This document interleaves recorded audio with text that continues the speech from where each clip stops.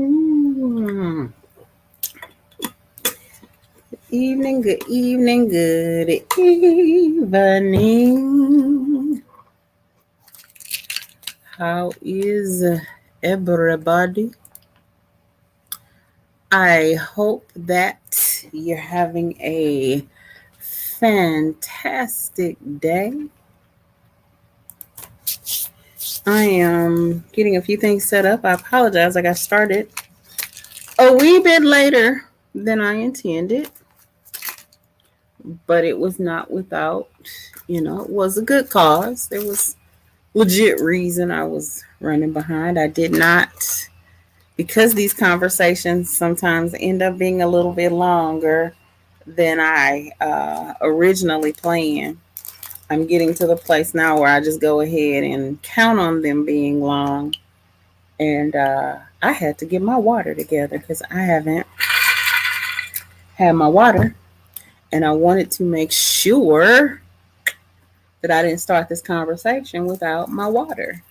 Now, granted, I have had some other things to drink today. I think, yeah, I made my way over to Starbucks for that kiwi refresher. Blesses my whole life when I get an opportunity to have it. It's wonderful, wonderful, wonderful. So, had that, and it was really an interesting trip to the Starbucks because I one of the reasons I frequent the store, if you heard that was mosquito spray, we have mosquitoes for some reason are like super aggressive this summer. But so I try to make sure that there's none in the room where I am. But no, making my trip to the Starbucks, and it was that fantastic day when you open your app to place your order and you find that you've reached that golden marker of 150 stars. And for those of you who don't speak Starbucks, you don't know. But if you do, you know that 150 stars means that you've hit that exceptional spot where your drink is on the house. So I was extremely excited about it. I ain't gonna lie to you. I was quite pleased. So I pull up to order my drink, and apparently it was, just really be an extreme blessing to Tracy Day. And I tried to share the blessing, but when I pulled up to the window, they didn't have my refresher ready.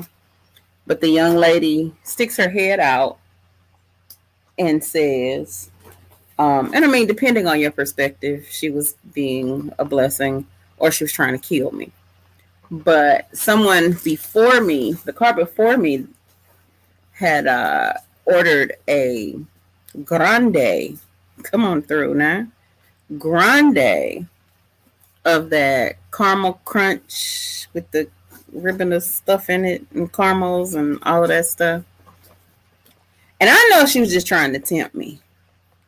And it was purely temptation from the pit because it was with regular dairy milk. And you all know I don't fool with the cow's milk. I think we should reserve cow's milk for the cows. Hello. Some babies need their milk. And their milk causes me great bodily harm. So you can see it either of two ways. Either she was really being a blessing to me or she might have just been trying to take me out. But either way, ended up being a really good trip. And so I know I saw earlier in the day that my sister had been on already at the Starbucks that morning. So I tried to share the free grande with her, but she was unavailable. So the blessing ended up hanging around until it fizzled to nothing because I wasn't going to drink it. But the moral of that story, answer your phone when people call you, because sometimes people be calling to try to bless you. Okay. So, but yeah, so it's been a fantastic day. If you ask me, it's been wonderful, just wonderful. And of course, we are here on Wednesday nights and a little later than we have been, simply because I've been blessed to be able to get back to attending Wednesday night Bible conference. Absolute blessing tonight. If you are in the St. Louis area, I encourage you and invite you over to 303 West 4th Street in Cahokia, Illinois, because it goes down on Wednesday nights for real, for real. And so that capped off a great day of events. I had a wonderful visit with my mom today, and we will have some things forthcoming real soon, where that is concerned, that we'll be sharing. But it was a really interesting day, and so to completely cap off a really good day, I came in tonight and said, you know what, let's get out here and have a little bit of a conversation tonight. It's late, so I didn't bother any of my usual guests, but if they pop in here, of course, we will we'll definitely take some time to let them come on. I'm sorry, I'm reading some things that I got here. Okay, super cool. So, but with that being said, there's only a few things I really want to talk about tonight. And the one thing that I was really interested in discussing tonight was a news story about entertainer Britney Spears. For those of you, if you grew up in oh no. But if you grew up 80s, 90s, those time periods, we joke about Britney now.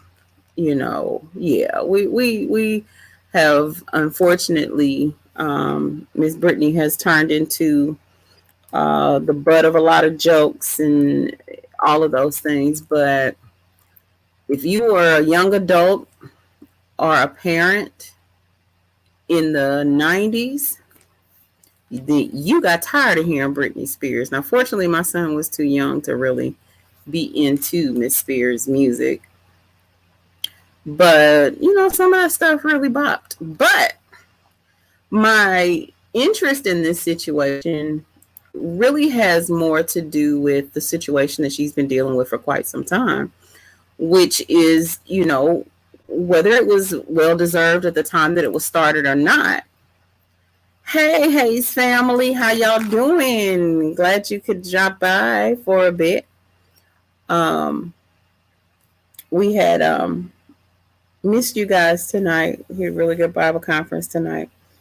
But at the time that, it was entered into, they placed her, she was making a lot of money, and you want to be careful, we have a responsibility, as parents, to look out for our kids, or whatever the case may be.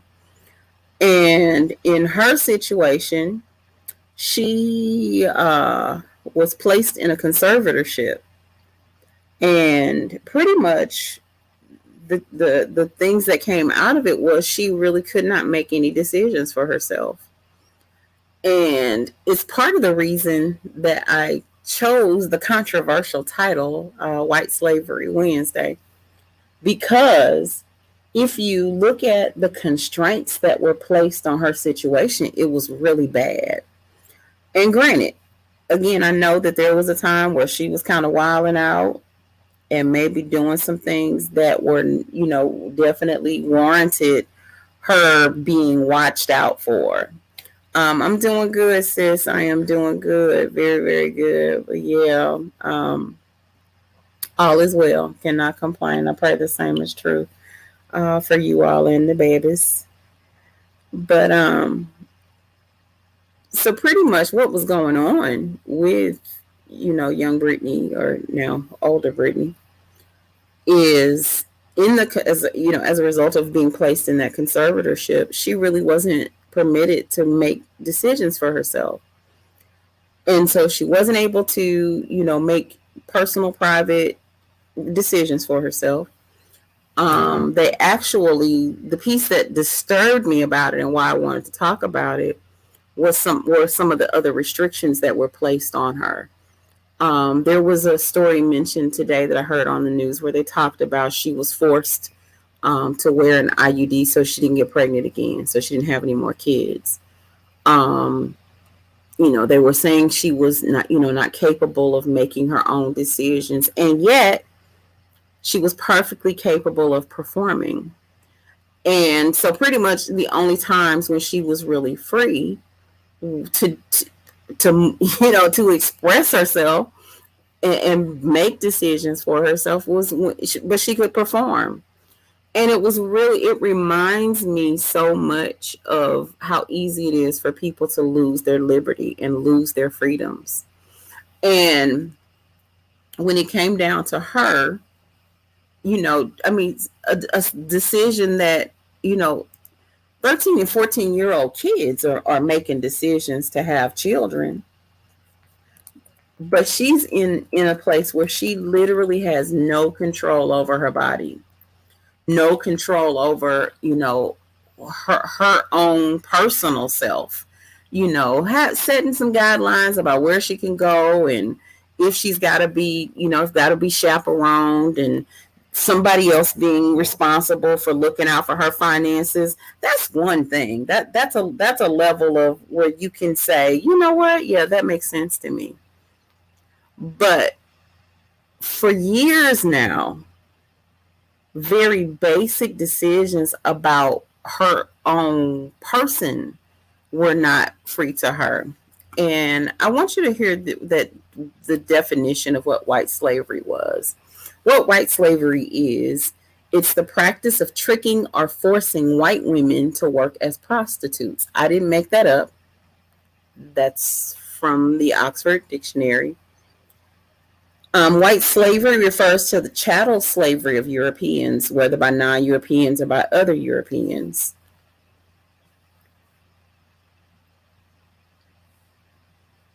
Let me read this other one. Said it was kind of a practice to describe the chattel slavery of Christians throughout the Barbary states and primarily in Algiers. It also encompassed many forms of slavery, including the European concubines that were often found in Turkish harems. Many times it's when this woman or girl is being held unwillingly for purposes of commercial prostitution. And when you look at the dictates of what was happening with her, exactly, sis, her rights were completely stripped away. She was not, StreamYard's fighting me a little bit here. It's not letting me share your comment. There we go. Her rights were completely taken from her.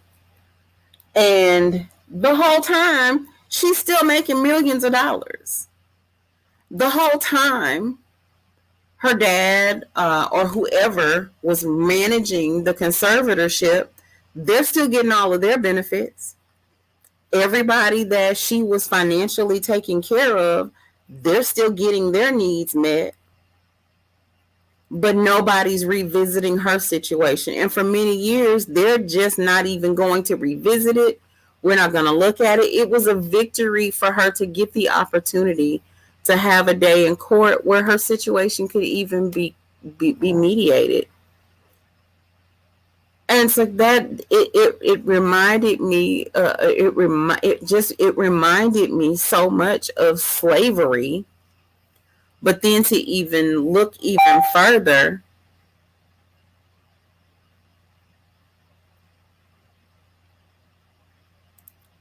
but then, taking it even further to know that this is a common practice. It is a practice that happens. And right now we're having a lot of conversation about, sex trafficking, and people, being forced against their will to work in prostitution, forced against their will. Many times they're being held captive by drugs. The person who's holding them captive will, use drugs or medication or whatever it may be to hold them against their will while profiting off the work that they do, whether it's through prostitution, whatever it is that they're doing. And Brittany's situation, while it may not have involved her being prostituted for sex, she was being used to continue to keep a lot of people wealthy. A lot of people were still making money. And it's not that Brittany wasn't making money. It was that she didn't even have the ability to control who her decision makers were.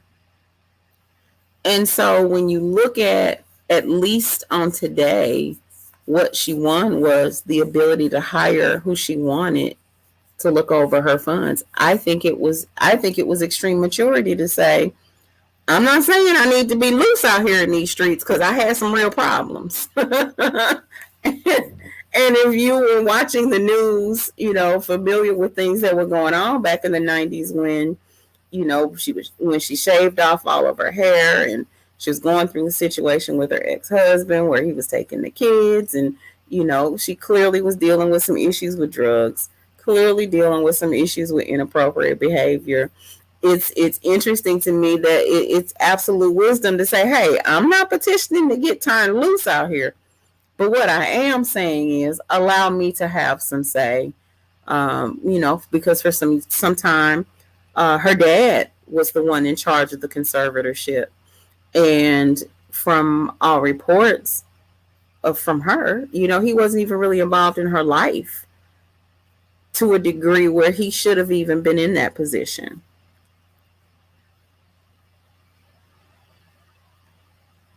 Yes, sis, I agree. I think that once that story is told, once the fullness of that story is told, I think, something's going on. StreamYard's not letting me share comments. But Minister Clemisha shared, her lawyer quit and some other people are part of that team. I believe they know that so much more is about to be exposed, and they knew that they would get caught up in it. Exactly. Because as they started to peel back the layers and start to talk about it publicly, well, first, I hate that her situation has to be discussed in public like that. But unfortunately, that's how it is. With much of the things that happen in court really being public conversations. But it gave me the creeps to realize how many people were still financially profiting off this young lady not even being able to make a decision as simple as, I want to have another child. Or, her having to go into all out rebellion and literally refusing to perform before things started to be taken seriously. That's the part that broke my heart. That's the part that was heartbreaking to me, was everybody still winning, everybody still getting all the money, everybody still getting everything that they need, everybody still benefiting off of her ability to still go out there and draw a crowd. Whether you think she's talented or not, ain't nobody paying me millions of dollars. I'm not earning millions of dollars, but Brittany was still earning about $1 million a year. Meanwhile, um, you know, not really having any kind of freedom. And again, even the freedom to say, here's the person that I want looking out for me. This is let me have some say in who's taking care of me, because the unfortunate part is the people that were taking care of her were just benefiting and not necessarily seeing to her needs. And things like that are why when I think about how horrible that was for Brittany, and I think about the fact that there's this term out there called white slavery, I can't help as a Black person but think about what that meant to those of us who were held in chains, held in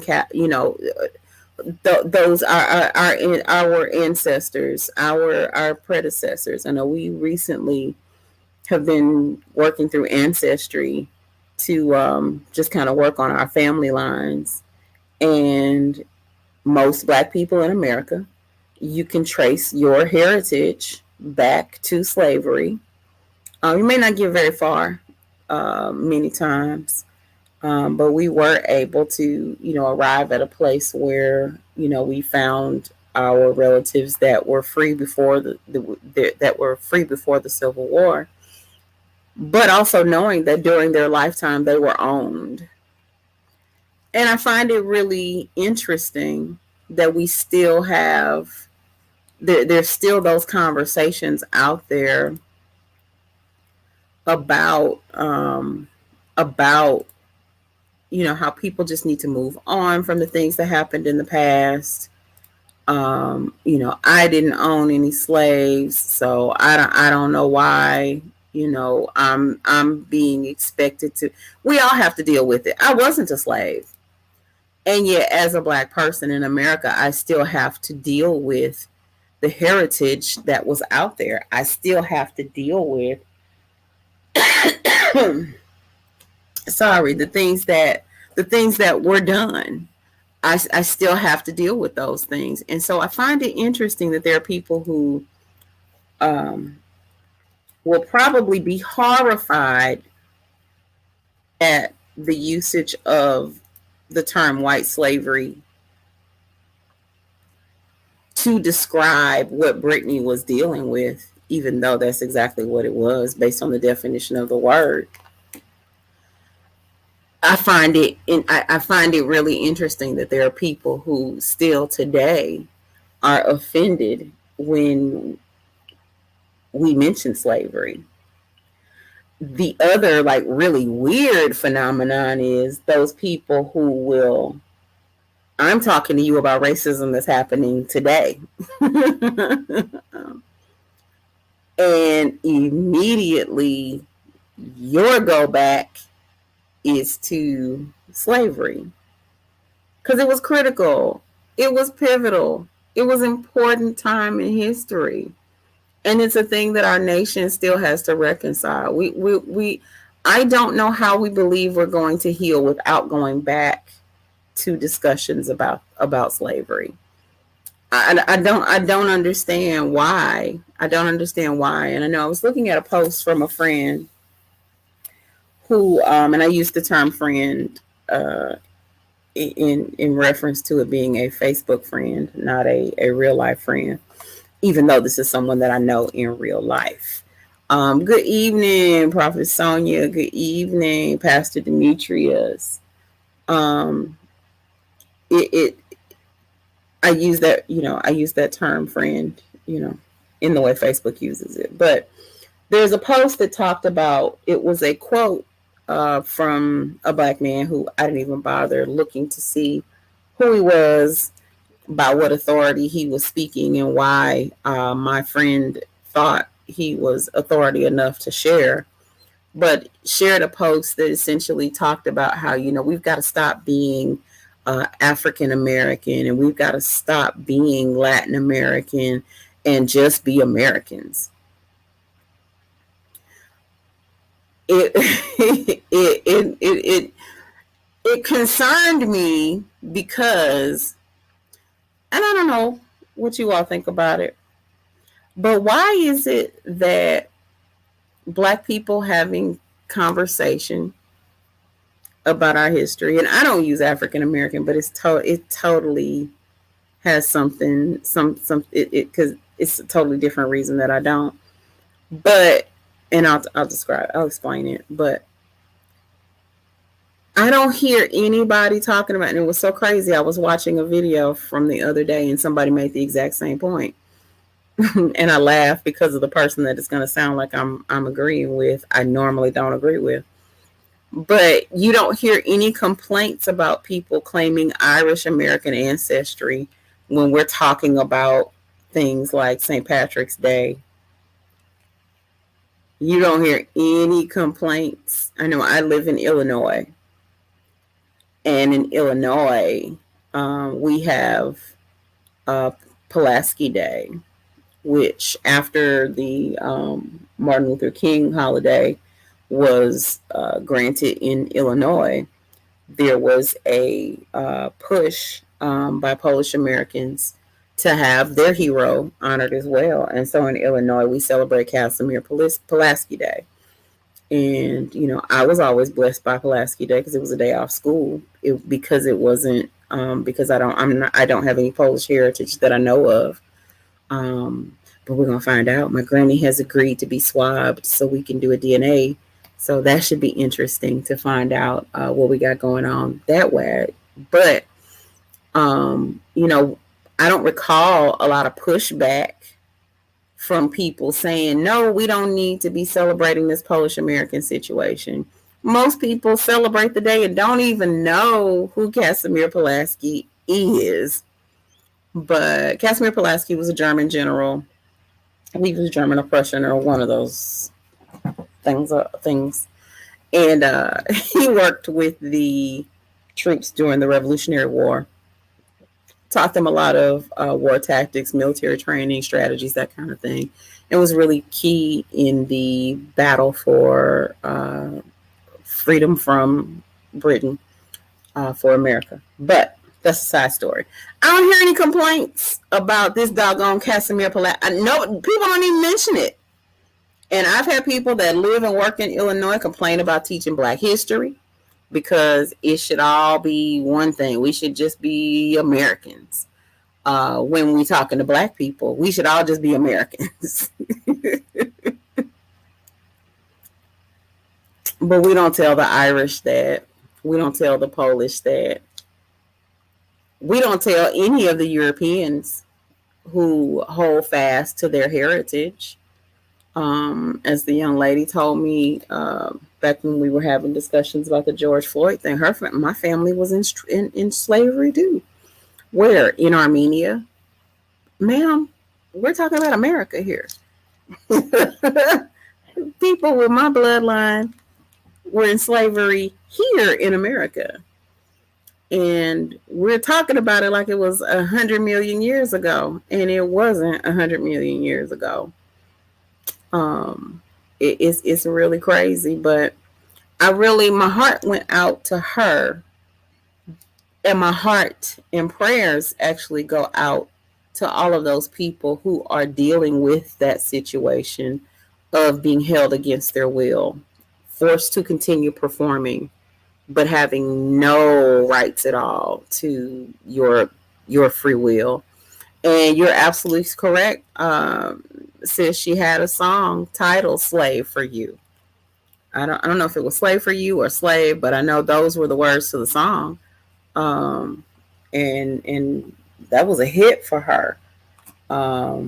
It was not lost on me today. They kept talking about how toxic the situation was around her, and that was another one of her big songs. Was this song called "Toxic"? And it's just, her situation is one of those that's just really interesting, because you get a chance to see the way people will pump you up, amp you up, lift you up, encourage you, run with it, make you the biggest name in the world. And just as feverishly as they support you, prop you up, make you this big superstar, as she started to fall apart, as her mental issues became clear, as her issues with substance abuse became clear, as her life was spiraling out of control. Some people went just as hard that way. The same media that told us, "Ooh, look at her, look at her, look at her, look at her," is the same media that said, "Ooh, look at this little crazy little girl. Ooh, look at this crazy little girl." And I don't know about you, but I might have been a plum fool making the kind of money she was making and having the kind of notoriety and celebrity that she has.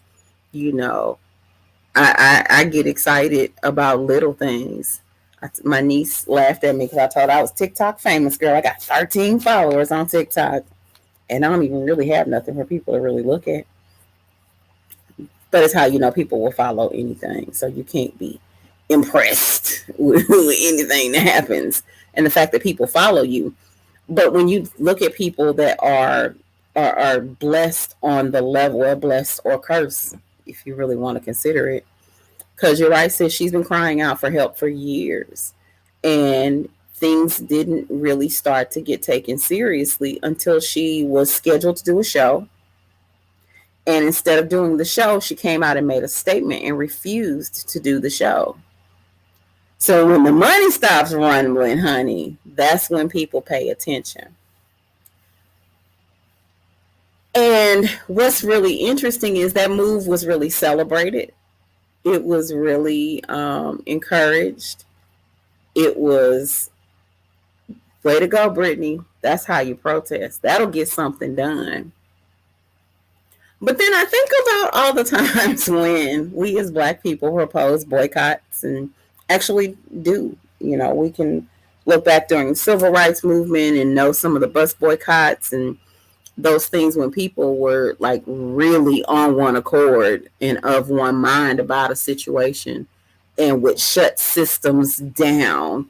That was the way to find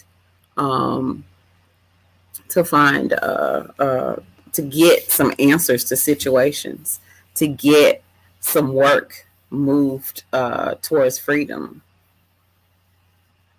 Exactly. Once she tried to take a stand, then she was labeled unstable. Exactly. You're absolutely correct. It would always fall back to the conservatorship. It would always fall back to, she couldn't make any of those decisions for herself. But girl, when they told me about this situation today where this baby had IUD put in because she could not, so that she wouldn't get pregnant again, and it wasn't her decision to do that, that spoke to a whole different level of abuse. And so I'm really hopeful that things will work out for her in a way that works out well. But what we found is if Judge Brenda Penny approves the appointment of a new attorney, she is indirectly saying that the circumstances that require the conservatorship no longer exist. And so she might very well be on her way to getting things worked out the way she does. Now, here's the details of what she's been dealing with this conservatorship. Spears' conservatorship dates back to 2008, around the time of her very public mental health struggles. After losing custody of her two children to former husband Kevin Federline, he's a real winner, huh? And then refusing to turn over her boys after a visit, Spears was hospitalized and placed on a 5150 psychiatric hold, beginning the conservatorship under her father, Jamie Spears. And she's currently under two conservatorships. There's a conservatorship over her estate, which focuses on financial matters. And then there's a second conservatorship over her person, which grants the conservator control over her medical and personal decisions. 13 years, y'all. That's a long time to not have any say. That's a long time to really be at the dictates of other people who it doesn't sound like we're checking with you to see how you doing, how you feeling, are we getting any better? Can you imagine if you got locked into the situation that you were 13 years ago? Just think, let's go back 13 years. And think about being locked into that condition for the rest of forever. And look here, I know you're capable of making a decision, but no decision. You can want what you want, but what you're not gonna do is come out here making a decision. So knowing some of those things, it really does help with understanding some of the stuff that she did that would seem impulsive to us. And again, I say, looking at her situation, I think it's one that people can embrace, um, and not meaning to make it racial again, but I am, because she's a young white girl. I think that there is a level of sympathy that is received or perceived or even being released over her situation. But think about people who feel like every aspect of their lives are being controlled. There's nothing legal on paper. I think that's even more heinous. When people feel controlled by a system, but there's nothing that I can say that is the proof of it other than what I'm experiencing. And people who really do feel trapped into a certain way of life, who really do feel trapped into situations and circumstances beyond their control. You know, one of the worst things you can do in America, and I'm going to put that worst in air quotes, but one of the worst things you can do in America is need assistance, is need help. Um, because many times what you'll run into people who are supposed to be there to provide you with help and resources, who judge your situation before they provide you with any assistance, or temper the way that they provide services to you based on their judgment of your situation. And what we see happening many times, let's see, Minister Sonia says, in my view, it appears that they kept her drugged up on purpose so that they could just keep her working like a slave and take all her money. That is just so, so sad. Funny that you should say that, because again, that is such a similarity to what we see happening in many Black, Latino, and poor communities. Is that drugs were purposely filtered into these communities. I just got done watching a documentary the other day on the real Rick Ross, Freeway Ricky, that really got into how during the situation with the Sandinistas, that exchange of drugs for guns and money that happened when drugs were purposely pumped into Black communities. I know we like to I know that society looks down on poor communities, and I know it's looked down upon when you have mental health issues and substance abuse issues and all of those things. Those things get horribly looked down upon. But I think it's important to consider exactly what was mentioned here, where there's the belief that Brittany was being kept under drugs and different medications and kept in situations just so people could continue to have their way of life. That's exactly what was happening in Black communities.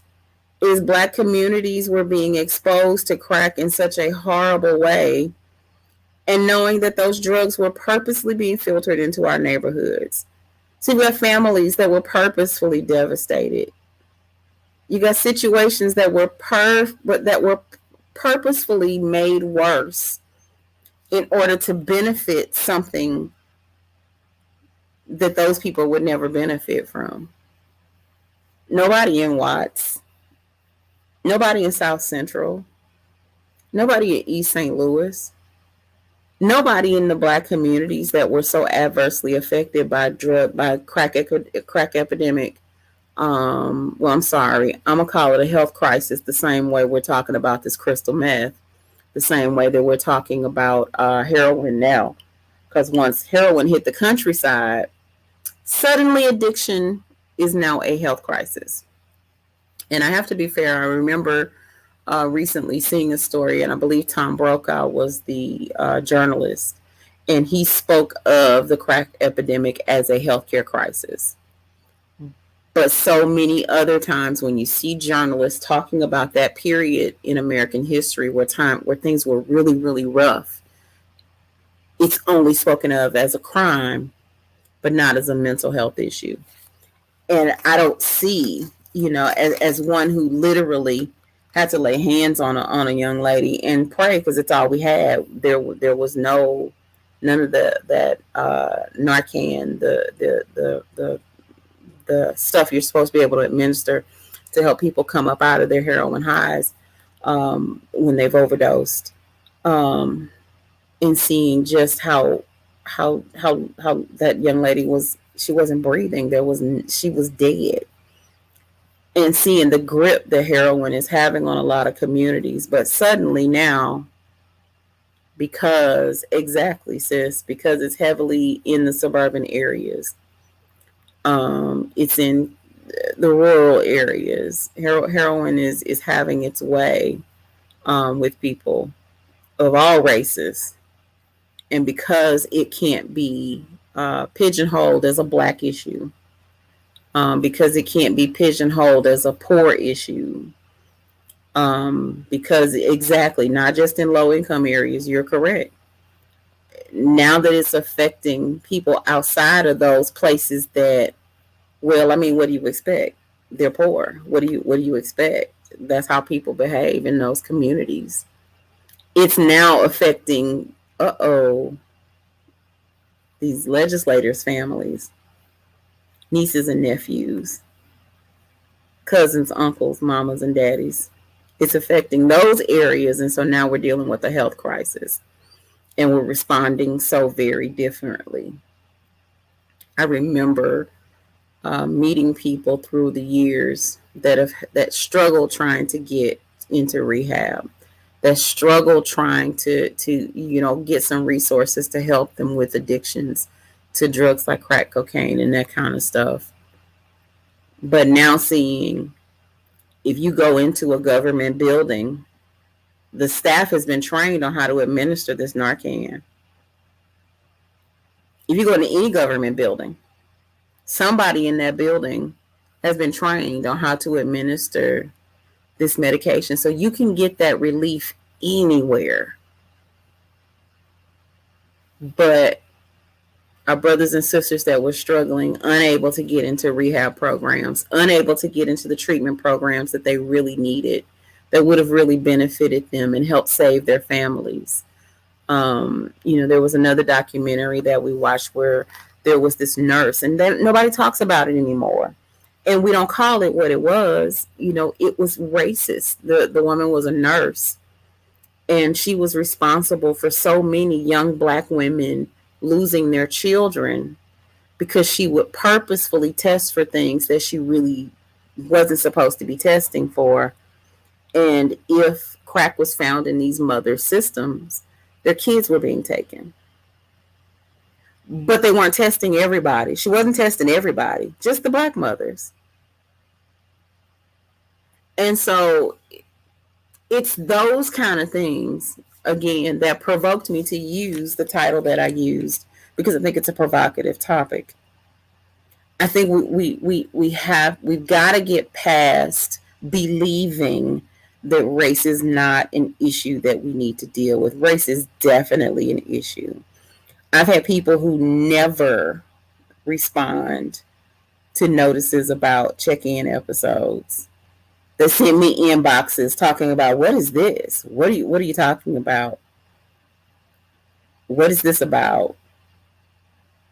Okay, well, it's because we're looking at things from a different perspective. I'm in agreement with my brother. We've got to continue to have these conversations. Pastor Demetrius talks about it all the time. We've got to be sure to have these conversations, especially in the church, I believe. I don't think the church has enough conversations about it. And I know we got to focus on preaching the gospel. We got to focus on making sure the souls are saved and that people have information and access that they need to make a quality decision about where they're going to spend eternity. I believe that with my whole heart. But I do not believe that we serve a God that is not concerned about the actual living conditions of those people who've given their life to him. You can't tell the words that he delights in delivering his people. He delights in delivering us. So if that be the case, how can I believe that I serve a God that's not concerned that there's something as simple as the color of flesh that makes a difference in how people experience life? I know, we get called unpatriotic because we dare say America's got a race problem. I know we're called unpatriotic and even unchristian because we dare say America's got a race problem. I say unchristian because I think we've got a bigger problem. The church doesn't even want to admit that there's a racial problem. I don't think it's that bad that people go to church with people who look like them. That most churches are either predominantly of one race or the other. But I've seen lately quite a few people, particularly whites, who are very concerned that their churches are predominantly white. There's a podcast that I watch on YouTube. Phil Vischer, the guy who, I don't know if you all remember Veggie Tales. If you like to talk to tomatoes, if you like to something. Anyway, he's one of the creators on Veggie Tales. But very strong Christian, really good theological conversations that they have on his podcast. And he talks about but on one of the episodes, he talked about how his church, which was predominantly white, partnered with another church in the area, and they merged into a single church and did the most uncommon thing. It's not uncommon to go into a lot of churches and see a white pastor pastoring a church that's predominantly white, and there's some black people there. But it is very uncommon to come into a church with a black pastor and see diversity amongst the people that are there. And so what they did was they did not go in and take over. They went in and submitted themselves to the Korean American pastor, and he's now their pastor, because their belief is there's no way for us to develop a unity while we're completely separate. I thought that was revolutionary, and I'm not advocating for everybody to lead a church and go do something, symbolic. But to do something meaningful like that is powerful to me. And I know that people worship with people who worship the way they like to worship. You like a particular kind of music. You prefer a particular style of teaching or preaching. You have a particular denominational view, whatever the case may be. So I don't think it's uncommon for you to attend. I don't know if there's anything wrong with you attending a church where the people look like you. The problem is we believe that apparently God's bipolar. And if he's at a church that's predominantly white, he's more concerned about abortion and, a gay agenda than anything. But what we have to be careful is make sure that if we're in a black church where we know that one of the prevailing things that the scriptures show us is a concern is justice, fair treatment, living an abundant life, those things, yeah. But we also can't neglect abortion is a problem that we've got to be seeking the Lord about, and that the scriptures have not changed, and where there is very clearly you may not call it an agenda, but there's definitely some moves being made to open up society to different mindsets and ways of thinking.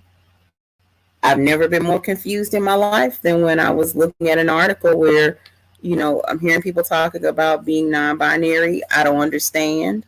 You're a person. So I don't understand. But we can't think that that's not important. As important as our poor treatment. As important. You think about Black people still being a minority in this country after so many years. But you look at the millions of babies, millions of Black lives that have been taken through abortion. It's rough. It's raggedy.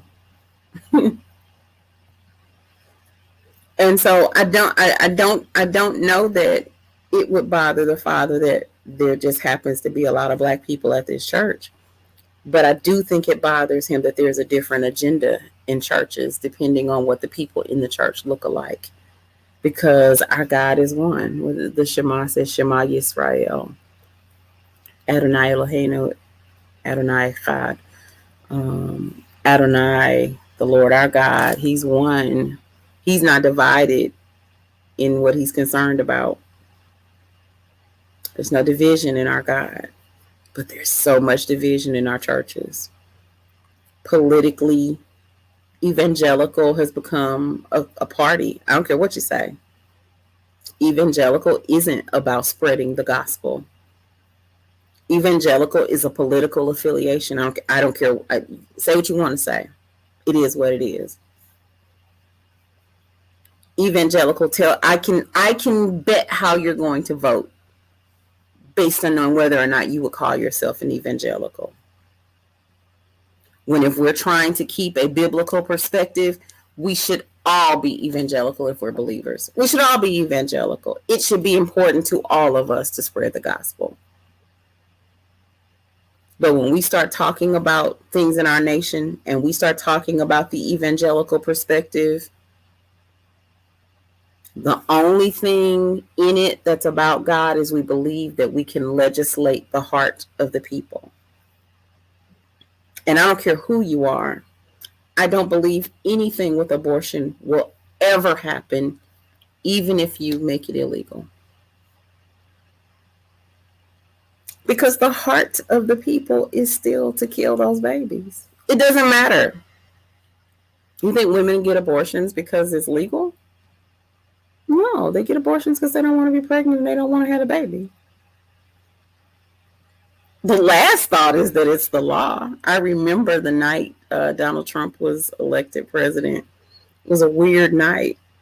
But there was a young lady on with, I think it's Stephen Colbert. And she is inconsolable. That young lady was going through. I couldn't even look at the screen and see who she was because I was engrossed in the news on my phone. And she made a statement that floored me. Of all of the concerns that you could have about Donald Trump, not being so bright and clearly, having some issues racially, mentally, physically, spiritually, all of that. This young lady, as they're going to commercial break, in a heap of tears, looks into the camera and says, "You better go get your abortions now. Because he's going to make it illegal as soon as he can." To that effect. It wasn't, not a direct quote, but pretty much. I need to go back and watch it so that I can quote her accurately. But she vehemently screams into the camera, "You better go get your abortions now." So you mean to tell me that this man who took out a full-page ad criminalizing some young Black boys who ultimately were proven to be innocent, saying that those boys should be killed, and you're on TV crying because you think you might need an abortion and it might not be legal for you to do so? We are living in crazy times, bro.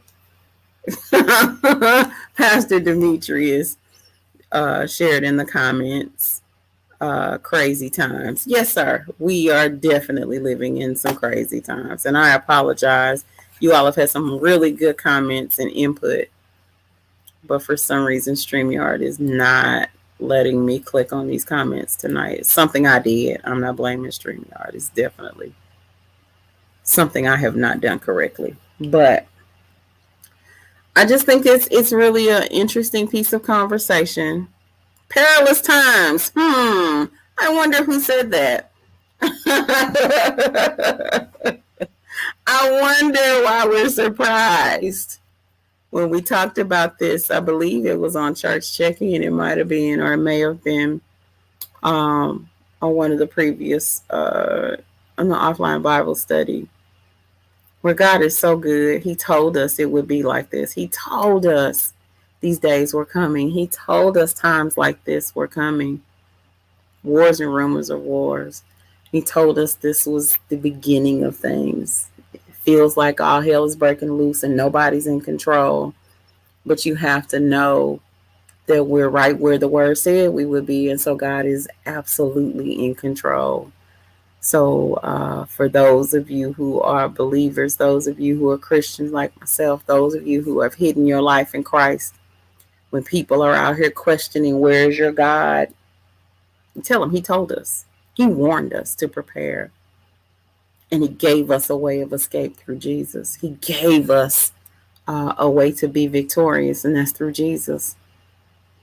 And so I hear you saying, where's your God? But I'm trying to tell you, he's always been. He always shall be.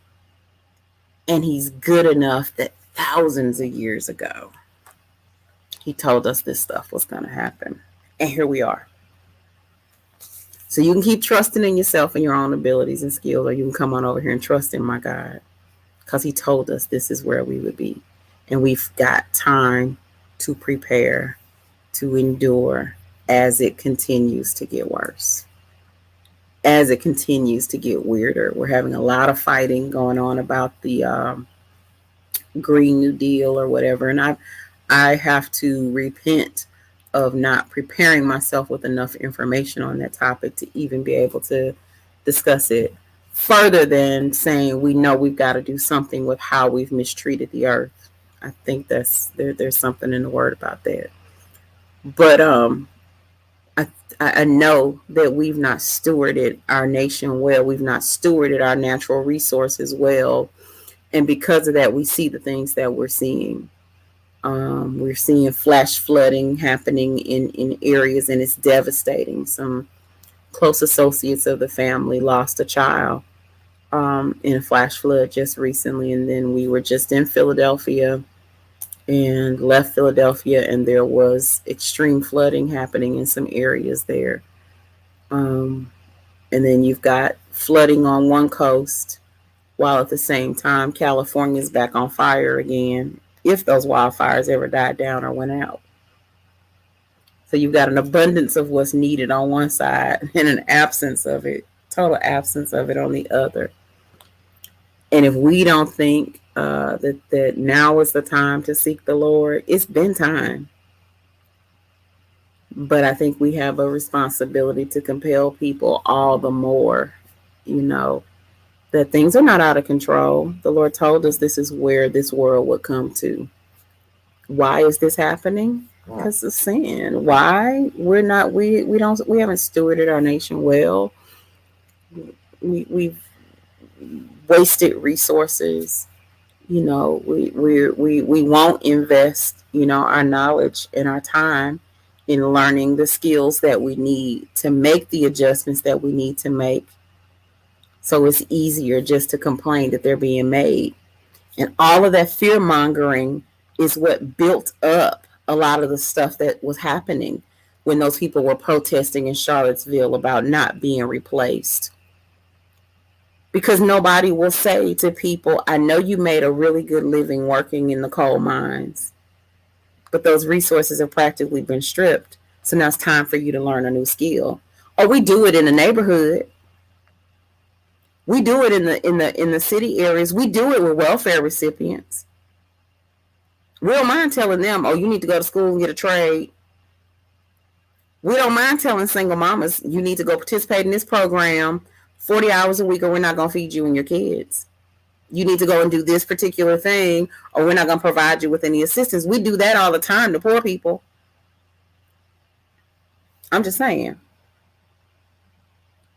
We decide who we tell they need to educate themselves to do something different. these Black and Latino moms, these people of color who can't afford to feed their families, or we'll tell them to go to a training program. But people who are working in obsolete industries, they found the perfect leader who came and told them there's nothing wrong. Everything is perfectly fine. They just want to replace you with a minority. And so to make sure that you're suspicious of all minorities, we just going to tell you these illegals are a problem. When in fact, we've not properly educated and prepared our workforce to change. Well, the same thing is happening to the body. The same thing is happening in the church. We're not prepared to have conversations about race. And we're supposed to, bowels of mercy? We're supposed to be able to flow with one another like that. And we can't. We don't. Because we told everybody everything is okay. Just preach the gospel and everything will be fine. Why we still need voting rights acts to be passed? Just so people can vote. Poor people and minorities can vote. Why we got to. We better. The civil rights legislation, please don't let it expire. But it's demoralizing as a Black person to know that the government has to renegotiate my right to vote, my right to have my voting rights protected. But racism's over because we had a Black president. It's a lie. It's still a problem. And I don't know that everything that's tied up in critical race theory, is an answer or a solution, because at this point it's been made so divisive. It's the buzzword now. If you want people to act crazy, you got people talking about critical race theory, fighting it, opposing it with all they got on TV, crying about it. And they're not telling you anything about it other than, we don't want you talking to our kids about slavery. We don't want you talking to our kids about racism. We don't want you talking to our kids about these uncomfortable things because we believe that we're not a part of it. And as a matter of fact, not only do we not believe that we're a part of it, what you're complaining about, we don't think is real. Because if you would just submit to the police wouldn't be killing you. If you would just do what they said, you wouldn't be facing brutality. How dare you use your American freedoms to protest injustice? How dare you do that? When the whole point was to be in a country where you could express those political views, where you could choose to serve a God or not. Come on. It's crazy. But we like to think that those things have passed. Yeah, exactly right, brother. If you're a part of America, you're a part of it. And we've got to see that from all perspectives. I don't just take time to give the white people who will hear me grief. Minorities, Black people, we've got a part to play in it as well. We've got to be willing to learn and grow. Can you tolerate having a conversation with someone who doesn't understand? Because we get an opportunity to express ourselves having conversations in these arenas where right now I feel very affirmed and supported because my brothers and sisters are commenting, they're liking, all those things. But do we still have what it takes to have those conversations when it means I've got to sit and listen to this person tell me that they don't feel any responsibility to walk us through these issues that we're having with race? To people who say, if you would just trust God, you don't have nothing. I'm about to bring you on, son. If I can, for some reason, StreamYard is not responding to anything I'm telling it to do. So I'm trying to add you. Don't. There we go. Don't go nowhere. Now, I may never be able to end this broadcast. This may be the broadcast that never ends. because I'm putting my mouse over here, but I see it over there.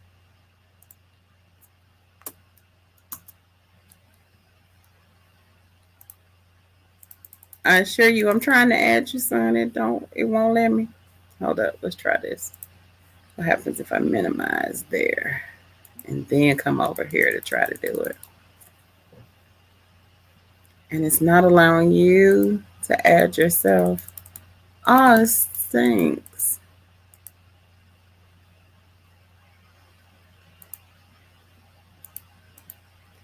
But yeah, we're in an interesting space. We're in an interesting space here in America, and so I just say we've got a lot of growing to do.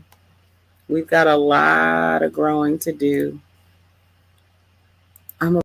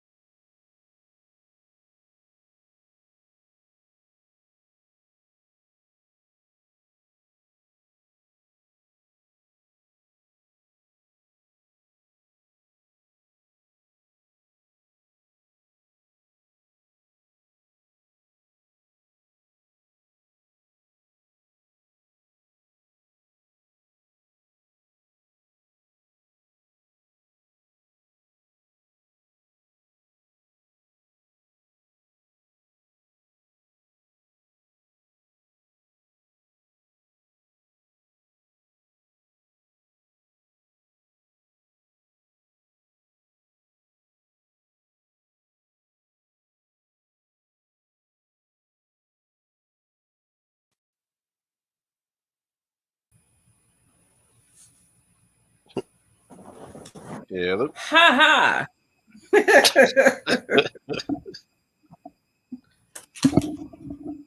Snap. Look, it did, sis. It checked clean out. I was gonna say what But happened. we check it back in. Doggone it. Even if just for a little bit. Right. And I'm joined Yeah, for the my next bad. few minutes with my handsome son, Brady Lewis. In his new favorite shirt.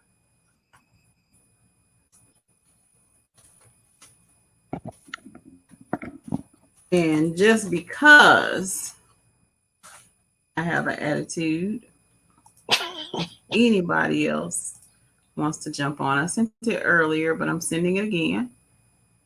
Mm. And if anybody else wants to jump on, you let me know. Because attitude. But what's going on, Brady Lewis? Not much. Just getting off of work. Well, I mean, practice. I can hear you. Tell me how you're doing as soon as I unmute this mic. There we go. So how's it going, Brady Lewis? It's good out here, just working. House of Technical Difficulties. Look, welcome to the House of Technical Difficulties here. Dig. Oh man. But how's it going for you? Decent. I had a bunch of really good phone calls today. We'll talk about it off air. But I got a bunch of really good phone calls today. That's part of why I didn't get here till so late. Okay, no problem. Look, no problem. We'll be on for just a little bit longer tonight.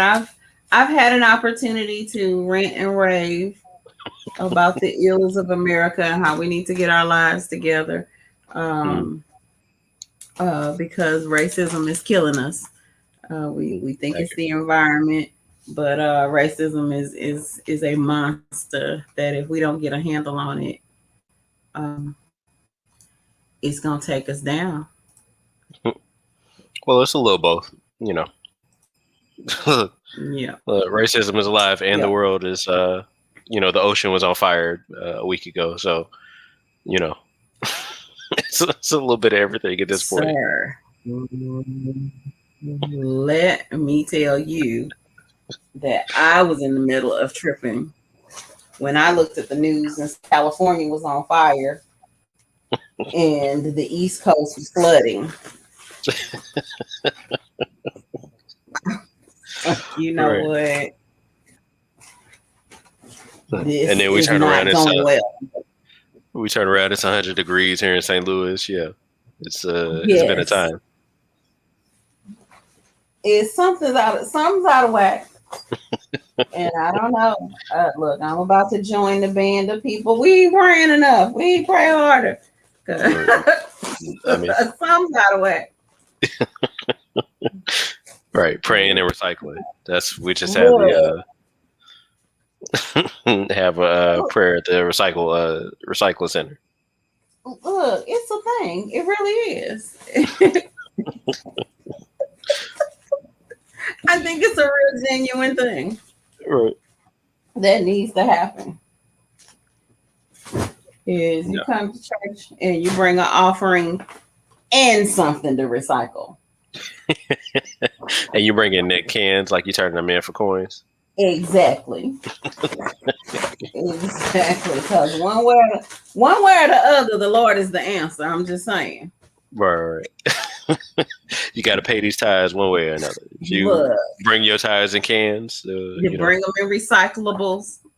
Ain't nobody mad but the devil. That would be hilarious, though. Talking about sowing seeds for the next generation. Right.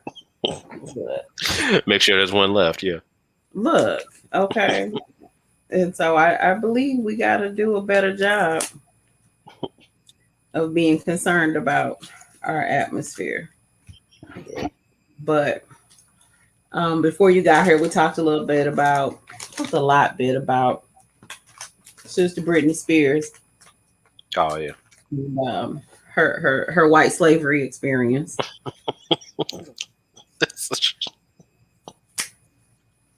Yeah, that's fair. I hadn't thought about it like that before, but that's a fair way of putting it. Yeah, I hadn't either until they were. I'm telling you, the thing that triggered me today was they talked about her having to get an IUD because they didn't want her to have any more kids. And I'm like, dang, she can't even get pregnant. Wait, Brittany has kids? Really, Brady? You're fired. No, I was 7. Look, I wasn't paying that much attention. Yes, her and Shar Jackson's ex have kids. He's her ex-husband, but she got him from Shar Jackson. Don't tell me you don't know who Shar Jackson is. Is that like the youngest of the Jacksons? Brady, no. Now look, you were a avid consumer of Good Burger. Oh yeah, fair. Okay, so Shar is the girl who was Keenan's love interest on Good Burger. Oh, okay. Yes. What? Okay, for sure. Yeah. Yes. Well, Dancing Kevin Federline was her guy. He was a dancer. That's how he ended up interacting with Britney. Mm-hmm. And in the words of Cat Williams, he didn't break up with her. He made her break up with herself, and the young lady went through some severe challenges with mental health issues. Sure. More than likely some issues with drugs and alcohol just from the behaviors. And then a lot of stuff that was really unexplainably weird behavior, but that is now, clearly able to be seen as probably just, her way of acting out as a result of all of the different things that were on her. Like I didn't know. Mm-hmm. Go ahead. I'm sorry. No. I was gonna say, yeah, it's just same thing teenagers do whenever they feel too caged in, and they just do whatever little things they can. Right. They dye their hair or something like that, or I mean, in Britney's case, they cut it off. And, it's the same sort of things. Take the little bit of stuff you can't control and just start going crazy with it. Yeah, and that's literally what was happening. Is I can't go out and hang out with my friends, but I can shave all this hair off my head. Right, exactly. You took my kids. And they did. They gave them to him. And he was having issues. Just craziness. But yeah, that's tough. Such is life. And apparently today she got the freedom to hire her own attorney for the conservatorship and prayerfully. Wait, I'm sorry. You're saying the people that have her enslaved got to pick her lawyer, or did she have to use like a public defender or something? No, she gets the ruling that came down earlier today gives her the freedom to decide who the conservator will be. Oh, dang. Yeah, before now she hasn't been able to even have a say. Right. It was whatever. Yeah, and so that's how it started out with the dad, who literally didn't have much to do with her life. But if she stopped booking these shows, I don't know what I'm gonna do. Right. So I'm just saying, son, be careful when this project you're working on blows up. Just know, you start acting crazy, I'm getting a conservatorship. Look, no, y'all would have to find me first. This is if anything of mine blows up, I am immediately buying my farm down south and disappearing. Look, and you're black. Nobody will care about you being in slavery. Nobody's going to be concerned. Yeah, I'll get the Dave Chappelle treatment. Right. There will not be. Look, we still trying to find Mos Def. Right. Right. He got trapped that one I time was and it was a wrap. right. I was listening to the podcast on Luminary with him and uh, Dave and who's the other person? I think it was not Q-Tip. It's Talib Kweli. Talib. Yep. Is that right?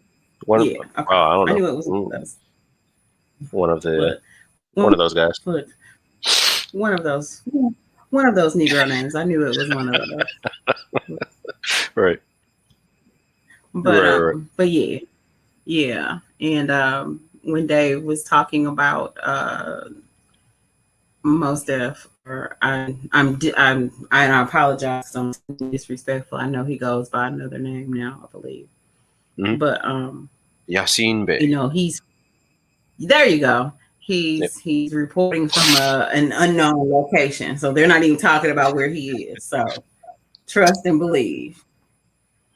It can happen for you. Be like, nope. Brady, he can't come out to do nothing but shows. That's it.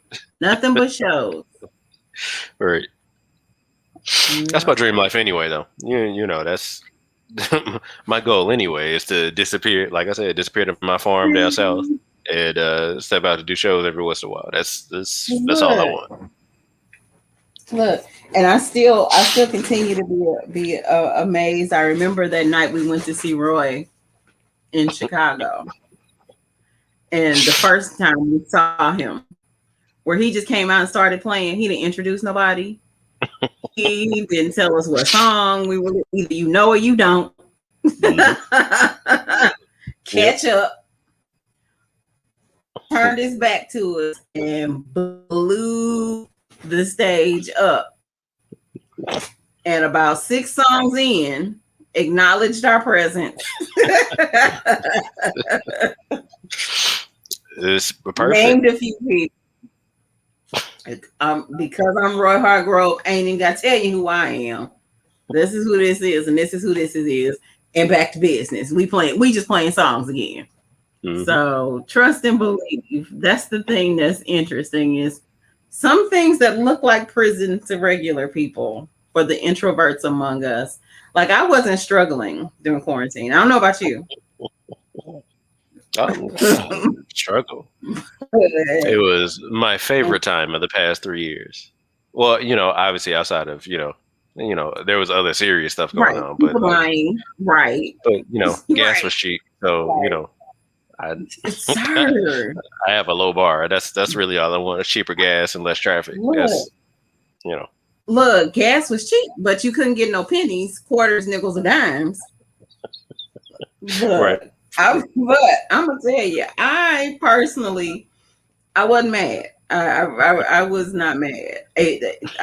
I'm with you, and let me qualify. You all have dealt with us long enough to know we got a high. We are. Sister Sonia called us a hot mess that can do comments now. I had to totally change devices, but I can share comments now. Oh, yeah, I couldn't even share comments, and there was some really good stuff. I'm gonna go back and highlight it a little bit later on, but yeah, I mean, it was, now that we've made it through, it's one of those, it was terrible while we were in it, but I can laugh about it now. And I remember the day I went to the store. I was at Quick Trip and I'm in line, and they have a sign, and not a handwritten by the manager or somebody on staff that night sign, a laminated, prefabricated, we don't have any change. And if you don't have exact change, we're keeping everything you gave us. Regardless, is essentially what the sign said. And sitting there looking at a coin shortage. I'm like, what do you mean coin shortage? This is America. We make our own money. How are we out of coins? What do you mean? Well, that was a part of that weird run too, where we were also just running, like, where we all decided that we all needed more than enough toilet paper. Like, it was the weirdest thing that we caused completely ourselves. Because the only reason we didn't have enough toilet paper is because everybody kept buying up the toilet paper. Like, we literally had enough if people just calmed down. You know, I imagine it was the same way with the coins too. I think people started hoarding coins because they're like, You know, I think we've reached a safe place where we should feel comfortable asking these questions now. What were y'all scared was gonna happen with the toilet paper? And why toilet paper? Not food. it was such Not a weird. water. Toilet paper. Man, the devil confused y'all. It made no sense. Like even at the time, I remember I remember there was a day where I was like, they might be right. But what if I had to go a week without toilet paper? That would be crazy. But then I was like, no, that's dumb. I can literally go anywhere and steal toilet paper. Like I can go to any restaurant and steal toilet paper if I just absolutely needed it. But also, I wouldn't need to steal it if y'all just bought regular amounts of toilet paper. We just don't need to buy that much toilet paper. It's a dumb it's a dumb resource to try to hoard. Like it's like, of all the things. Like coins I got. Like if we're just hoarding coins, like okay, that's when the dollar goes away, we'll still have something like monetary. But come on, you can't do the same thing with toilet paper. I'm not gonna be trading toilet paper for canned goods. That's not how the apocalypse works. It's not gonna happen. It's not. I just don't think it's gonna happen. When things get bad enough for us to barter for toilet paper, I believe we will no longer be using toilet paper. Yeah, exactly. I think that when things get that bad, we're going to have bigger concerns than toilet paper. Probably. But people. There was an office I used to work in, and people used to steal like that big giant roll that goes in the big machine. Mm-hmm. Oh, those.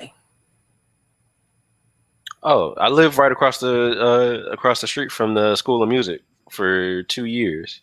We stole toilet paper out of there all the time. Oh yeah.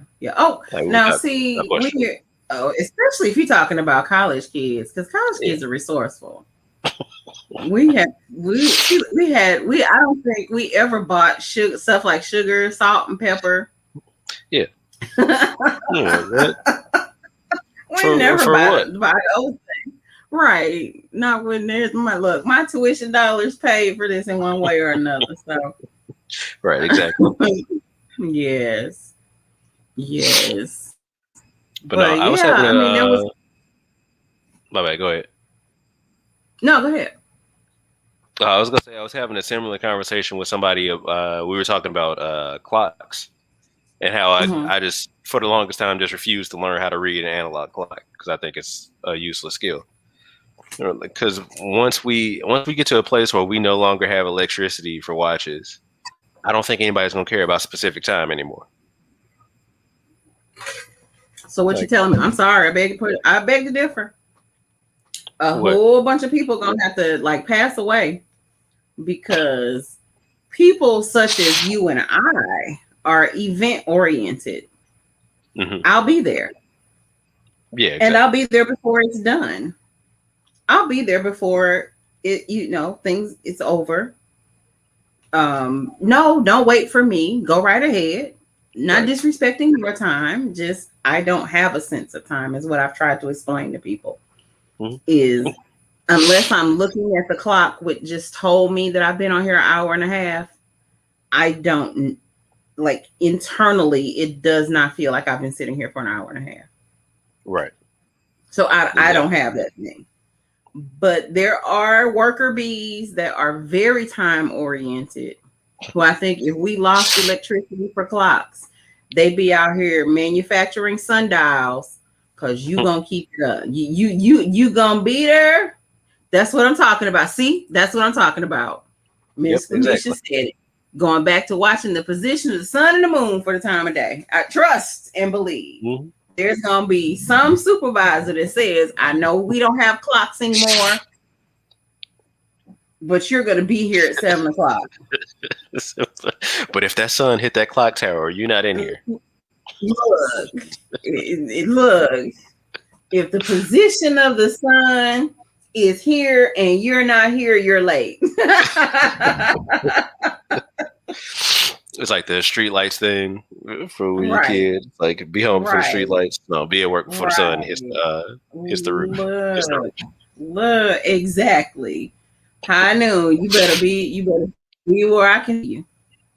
Because it's going. But yeah, there was some really weird behavior. And I know we may very well, look back at this and really feel bad because, the strains are straining. They doing this.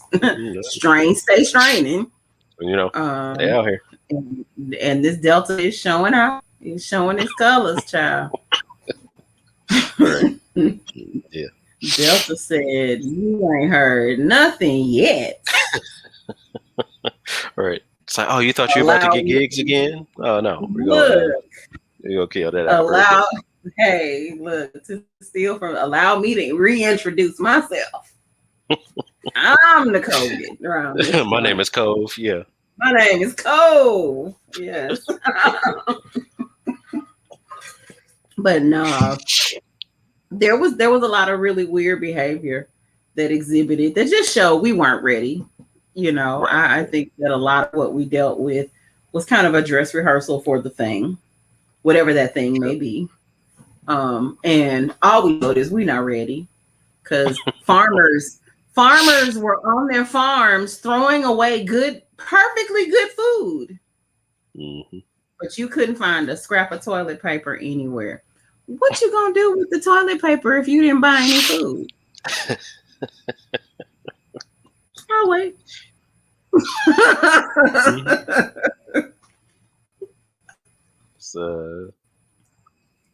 Have to cook Charmin casserole or something. Yeah. Look, you're gonna have all this toilet paper, no food. People weren't stockpiling on. You could find water. You couldn't find, the Lysol products once people found out, that Lysol was one of the most effective. Only to then, a year later, have them saying stuff like, "Oh yeah, that living on surfaces stuff." Unless it was porous, probably wasn't that big. It's only lasted a couple hours. Just like, oh, right. But I respect, that they were learning as they went, and as information became available, what they told us had to change. It was amazing to me how locked into positions people became.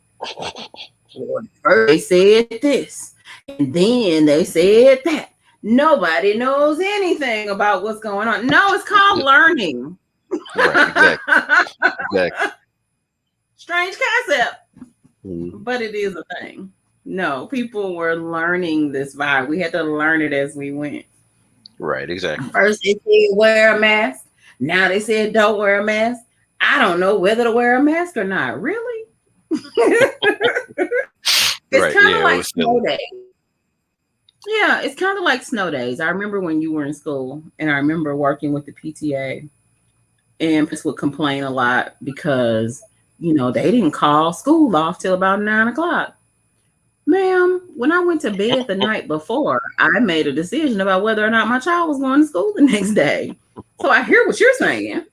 Right. But I wasn't waiting on the district to tell me whether or not to go get my kid. I did that one day. Where it was like, no, we're having school, and everything on the inside of me, the Holy Spirit, everything. It's like, no, keep your baby at home. Like, they said school gonna be open. They closed schools before and nothing happened. It'll all be good. Sent you to school, and at 2:00 got a phone call. Hey, Mom, they just put us out. Like, wait, what? Yeah, I remember that one. That was back in middle school. Yeah. Mm-hmm. Yeah, and it's like, yeah, Mom, you gotta come get me because they just put us out. Look, I'm like, wow, okay. So yeah, it's just, I don't know. There was a lot of the coins and the change was weird. But then as they start to, learn a little more, I just remember that first day that I had to go to work after things were shut down, because in the work that I do, we were deemed essential. Mm-hmm. And so that meant that, those that could still report to the office had to report to the office. And as a manager, as a leader, you have to do anyway. So, but I remember the times when I wouldn't leave the house without a wipe in each hand because I wasn't touching anything with my fingers. And, gloves at the gas pump and all of those things. Sis, let me tell you something. This was the best part for me. Mm-hmm. Was my commute to work was 5 minutes. So I didn't mind y'all. And I literally didn't mind having to come to the office because I knew it meant I wasn't going to be passing people much anyway. And as we got more people approved to work from home, there were some people, who were still coming in, but the people that I had to interact with were really small. And go to the gas station, you could get in and out in no time. And I remember when they opened Starbucks, they made the announcement Starbucks was going to be back open. And it was about the time that they started to, drop some of the other restrictions. And I'm like, well, I'll dip by Starbucks on the way. And I'll be doggone. The line was down the street. And I'm like, and I remember going on that morning and doing a rant on a video and saying, we didn't miss you all. Why are you here? You could have stayed on. Why? We didn't miss you all. We didn't miss you at all. No. Please go back home. Yeah. And now it's off the chain because people don't care at all. Yeah. I'm going, okay, so we are not at 70% on vaccination rates. Mm. But when you're out here, I know that in excess of 70% of the people are not masking, not social distancing, and just getting their lives. Mm-hmm. And it's really interesting to me because we just traveled by car. We didn't fly this time around, but and stopping at the road stops and nobody having on a mask. It was interesting, and I'm vaccinated, and I'm still like, you know what, for the cause, because here's been the benefit is I've had much less issues with allergies and sinus stuff. Mm-hmm. Yeah, so I'm kind of invested in these, especially when I'm dealing with a change in atmosphere. Like we went towards the East Coast, right. And so with that atmosphere change, normally when I have that kind of an atmosphere change, I get beat up in my sinuses, but I've been experiencing a lot less with allergies and sinus. So I might be a mask wearer for, into perpetuity. Yeah, that's something that's probably going to stay around, low key. At this point, I'm just kind of too used to it to go back to just walking around, barefaced. I don't know. It just makes too much sense. Especially if I'm going into a crowded space. Like if I'm going back to the clubs that we used to play at or something like that, then I'm probably gonna mask up still. I can't imagine. I can't imagine being in a crowd again like that. Yeah, crazy. Yeah, and that's what was funny. When I went in the car rental place, was that Thursday, Friday? One of those days, I went to a car rental place. Mm-hmm. And I walked in and I didn't have my mask. Mm-hmm. And it bothered me. But I quickly got over it because I was like, oh, you know what? I'm vaccinated. And then immediately I had to go, oh, Lord, I repent because my faith is not in that vaccine. My faith is totally in you. I'm not trusting that vaccine. But I don't have a mask. And I started looking around the room while I'm standing there. And then a shuttle pulled up with more people. Now we're outside because the line is so long. But then this shuttle pulls up from the airport with more people. And I'm like, wait a minute. I don't know where these people have been. Right. I don't know where they just came from. I know they don't have any masks on. Right. What was really funny was there's a sign on the door that says we recommend. So I started looking in my purse, and I of course had my pack in my purse. So there's a sign on the door that says we strongly recommend and encourage mask wearing, but didn't say you had to wear a mask. Right. There was a sign though that said all of the employees had to wear a mask, even though they had their protective glasses and whatnot. They were also still masking. So there's a crew that's working, and then there's this lady who comes in. She walks in the door, and you can see off the top she's not having it because there are a lot of people in line that don't have their mask, that don't have a mask on. By this time, I've got mine on because it was very racist. What it was that caused me to be like jolted, that I needed to feverishly look for a mask so I go back to the car, but I own it. But I found my mask though. Okay, so, that's what matters. Yeah. Look, so when Sister Girl came in, and I ain't have to tell you, this lady was a black woman. Sister Girl came in. The first thing she did was she wiped down her workstation. She stood behind that screen and she said, "If you're gonna be in the building, you got to put a mask on." She didn't care what the sign said. She said, "If you're in here, you're gonna have to wear a mask." And there was so much conviction. I could tell that there were people ahead of me in line who were bothered by it. But what did they do? They went in their pockets and found their mask. So saying all of that to say, it's clearly okay to say what you say as long as you say it with conviction. But there, you remember that? You remember that one lady? This was probably 20 years ago. We were in the parking lot of what's that? Shop and Save in Cahokia, and this lady was yelling at her kids. Yeah. She was like, "Get y'all A's in the car," and I was like, "What?" And I started. Everybody in the parking lot started walking faster to their car. Yes. Honey, there's something about the authority of a black woman's voice that when she speaks, things change. Look, I'm not in the name it and claim it. No, that's a fact. But when Betty Jean say what she say, you better govern yourself accordingly. And I agree with you, sis. Not washing hands, and I had the most horrifying experience in the restroom at work. This lady came in and washed one hand, and I'm like, wait. You had two hands when you came in.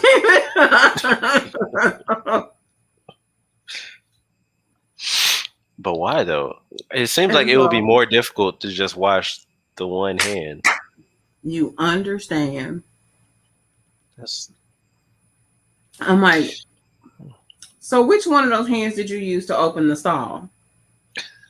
Because here's the thing, even without COVID, the person who was in the stall in front of you before you used their unwashed hand to open that stall.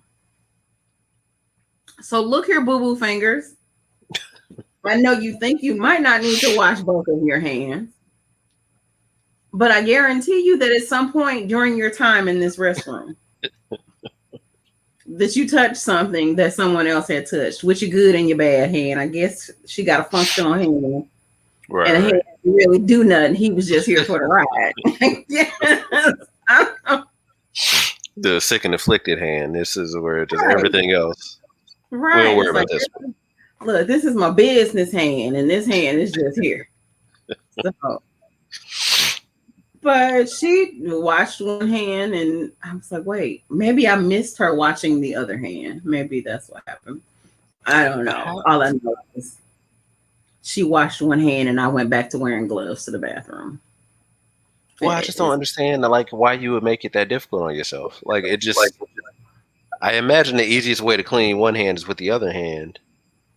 So why force yourself to I don't know, that's That's crazy. My confusion was why she thought the one hand was clean just because she squirted soap on it and ran it under the water. Didn't rub nothing in. It was just that's crazy. It's like soap was somewhere in there. Yeah. Look, you think those pictures of people washing their hands on those things, it wouldn't be necessary. Nope. But they are quite necessary. Mm-hmm. Mrs. Sonya said she had someone come in, use the bathroom, and not wash one hand. Yeah, well, you see that a lot. Yeah. And then tried to tiptoe out without being noticed. I think those people need to be charged with crimes. Yeah, if I had known that you hadn't washed your hands before you came up and shook my hand, I would make different decisions. Like if I knew you'd be going to jail, I would call that assault and you would be going to jail. I can't believe how filthy America is. But that was when we started hearing the stories about people that were in the shower and weren't washing their legs.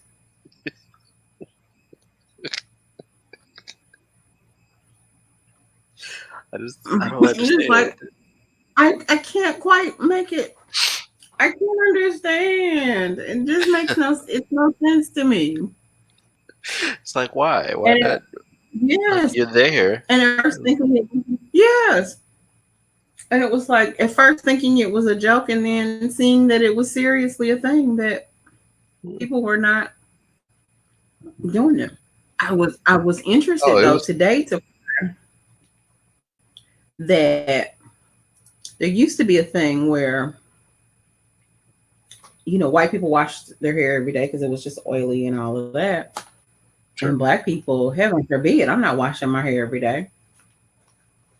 And now, with the advent of the natural hair movement, it's like, oh, we're probably washing our hair more now than they were. So it was really interesting to see this whole stream of young people talking about, maybe every couple weeks or so. I don't know about that. Yeah. Which I think is a bad idea if you are a people that are prone to lice. I think going 2 weeks. It's probably a bad call, yeah. Because I remember the first time we went to Bible camp, and before we could get into enjoying things, they had to do a lice check. And I had never been checked for lice. Right. But I'm like, I didn't know lice was a real thing. I didn't know lice was a real thing until I was fully an adult. Yeah. Well, I had spent enough time in diverse settings to know that lice was a thing. I just had never personally been lice checked. But it was in the process of being in line while the babies were waiting to get lice checked that the lady was like, yeah, they're probably not going to check you anyway. And I'm like, thank you. Because I'm an adult. Adults don't get lice.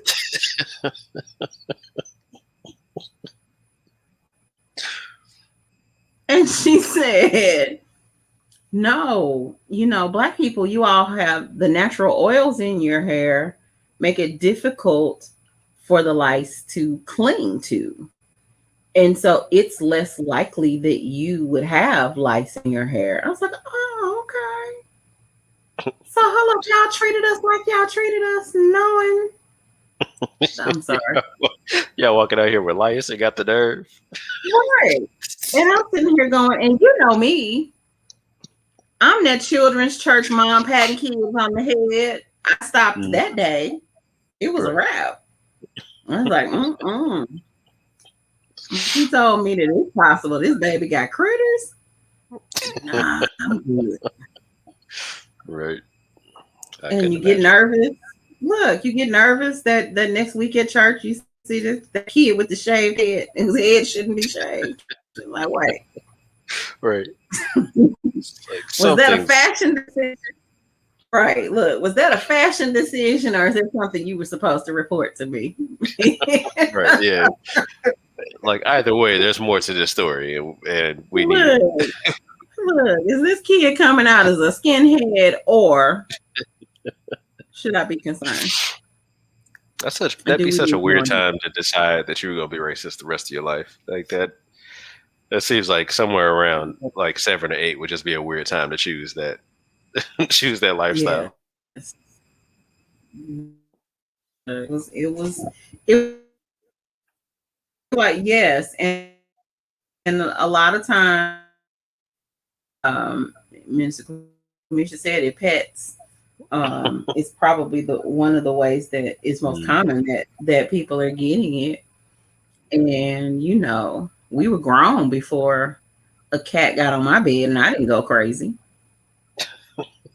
I think Midnight was the first animal that was permitted on my bed without panic. Mm-hmm. And there has not been another one since. Right. But Midnight wasn't really a cat. Right. Yeah, Midnight was that black guy on my show, Red Dwarf. Yeah. That's who he was. He was a man in a cat suit. That's who he was. But, for sure. Yeah. I keep intending to watch that, but I haven't had a chance to. I was supposed to get caught up on Big Brother so that we could talk about it tonight. Mm-hmm. Yeah, I didn't. Yeah, I totally didn't. Yeah, no, I didn't. I got distracted by how complicated the first competition was, and I lost interest. I was like, you know what? Let's wait till a few of these people get sent home, and then I'll start to care about them. Well, that's always the toughest part for me. Every year is like I get attached to a character in the first episode, and they're terrible at competition, so now they're gone, and I'm like, okay, well right. Well, look, you have to approach Big Brother and horror movies in the same way. Right. Yeah. Don't get attached to the black people because they're going first. Right. That's just gonna happen. The blacks, the old people, and that. Well, I mean that's pretty much it as far as Big Brother, anyway. Right. But I did read a story that made me laugh because apparently the guy who won the first head of household competition was like, we need to protect the people of color, the black women and other people of color. And because that's always the person that they go for first. And this time it's going to be different. And as soon as he got the opportunity to nominate people to get put out of the house, it was a white woman and a black woman. Am I right? Yep. I thought that was hilarious myself. Oh, yeah. But he seems like the kind of dude that's going to try to do the right thing, but yet find himself in a situation where he's going to have to do what's going to help him. I mean, and I'm sorry. It is, it is what it is. Yeah, so I didn't get a chance to finish the episode, so I don't know who got nominated, who got evicted. I'll try to catch up. But these seem I'm gonna catch up sometime this week.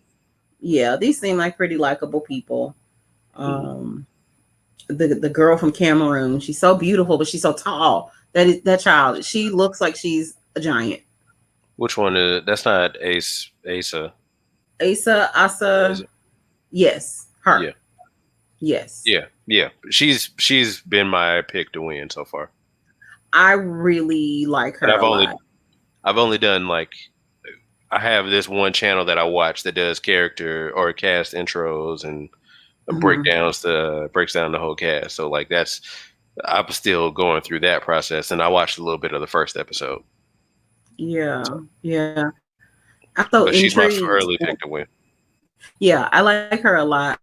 Intrigued and put off by the young lady who I think she just talked about. She was a college graduate, but I think she was talking about she was on the autism spectrum because she, awkward people. Because I'm an awkward person, so her being awkward just tickled me because she would just be so present right. when she was doing her intros, and it's like, calm down. Right. But yeah, I used to like Survivor, and I haven't watched Survivor in some time. But Big Brother, I try to be faithful to catch because I find it intriguing. One Big where I Brother. think I might like to play that game. However, the thought of being in a house with 16 people is most unappealing to me. Well, yeah, and 16, like mostly kids. Like Yeah. that's the part I think about now. It's like most of them are 21, 22. Like I don't know if I would. I remember the kind of roommate I was at 21 and 22. I wouldn't wish that on. I wouldn't wish that on anybody. I was always a bad roommate. It's why it's difficult. I'm always so proud of people who decide to hang in there and be my friend because I also think I'm a difficult friend. But I I remember I had some horrible roommate experiences. Like my first roommate when I went away to school, and it was my fault Hmm. because I was a rebel. So I decided that I was no longer going to identify as a non-denominational Christian. I was going to pick a good quiet church. So I remember I selected that I was a Methodist, and I also used to dabble a little bit in smoking. And so I Hmm. was like, yeah, I don't mind having a roommate that smokes. The worst decision ever. I think I had to throw away so much of my clothes because that girl lived on Marlboro Reds and sunflower seeds. Sheesh. I don't think she ate food at all. I think she smoked and ate sunflower seeds to live. Right. And then just photosynthesis from going outside. Yeah. Yes. Oh, the only time I think she left the room because she wasn't leaving the room for class initially, but Mhm. then when she got her first grade reports, she was having some issues Mhm. and she buckled down. But and I mean came through. Yeah. Came out with an accounting degree, which I despised accounting, but she did really good. But that was really the only thing we had in common, where we were both accounting majors. Mm. Yeah. That's what I should Now, have gone for. people who know me and know that I can't count would probably be horrified to know that at one time in my life I was really good at math. Mhm. I hated it, but I was very good. Um, and there was a time when I wanted to be an accountant, and then Statistics 101 happened, and it changed my whole life. Right. Yeah, To that's where fair. I had to make a business decision and say, yeah, I don't want to do this ever Yeah, again. let me go help people instead. Yeah. Yes. And then accounting math isn't real math. We got to depreciation and I knew I was beat. I'm like, wait a minute. Because logic to me said, no, there's an actual value on this office equipment. And the response is no, they tell you how much the office equipment is worth. And I'm like, wait, what? So we're not dealing with real money. We're dealing with what you said something was worth. Yep. So am I surprised the American economy is in free fall? Absolutely not. Because it's This all lies. It's all lies, lies, lies. It's all built on lies. well, once I saw that like one of their plans for fixing it was like just printing more money, I was like, oh, okay, so this is all fake. Like nothing is real anymore. like Exactly. like I went through this like weird existential crisis of like, okay, like so if we can just make more, why do we ever stop making more?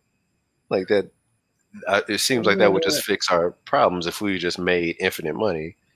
Like but it's not real. Like it's it's look, sis. Depreciation appraisals. Yes, ma'am. I can't. But that was a weird thing to me because I remember when I heard the idea that we just didn't have enough money in circulation. So and it was in my poli-sci classes. Big up to poli-sci folks at the University of Missouri. They were pivotal in my education. Because that was the first time I considered anything other than accounting and engineering. Right. Because I thought about poli-sci, it's probably where I could have landed and enjoyed. But there was this heifer in the class who would never let us get a grade on the curve because she was coming in there getting 100%. And our professor was like, to be fair, you don't need a curve if somebody got 100. Right. And what I love about her, she's probably the head of the central bank now or something. Right. But she was like, she didn't have nothing for us. She was like, you dummies. Sucks for y'all. You know, most time people kind of, she was like, y'all dumb.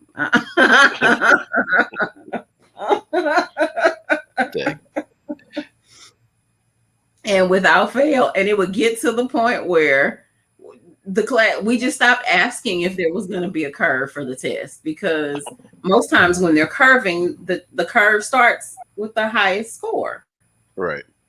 But when you got this chick blowing the test out the water, and at this point the professor, he's enjoying coming in to let us know, oh no, ain't no adjustments. It is what it is, boo. Because my girl came through with her 100. So yeah, it's been an interesting time, but yeah, we've had some weird practices and things that happened during shutdown. And I think that could in and of itself be a whole show by itself, because there was just a lot of questionable behavior that I think we as a people need to process before this D strain has its way. Right. Because it legit ain't playing no games.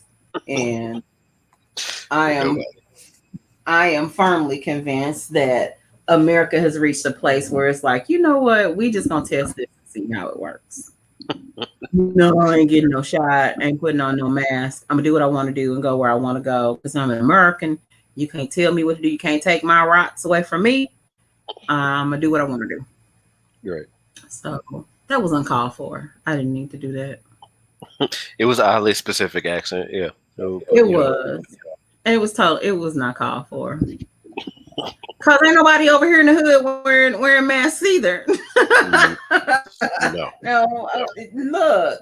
They looked at me like I was crazy when I went to Leiden with a mask on. They just stared at me like I was a monster. Out here acting white with your mask on. My God, look at you. Right. Using complete sentences and wearing a mask. You are terrible. Right. How dare you? How dare you? No, we went by a gas station over here on Missouri, you know, in the hood of the hood. The hood don't come to. Right. And every parking space was full. All but 2 of the pumps were full. Mm-hmm. And the only person in a mask was Miss Sally when she got out to go get her soda. And she came back to the car. Yeah, she came back to the car and she's like, ain't nobody in there had on a mask. I can't believe it. Well,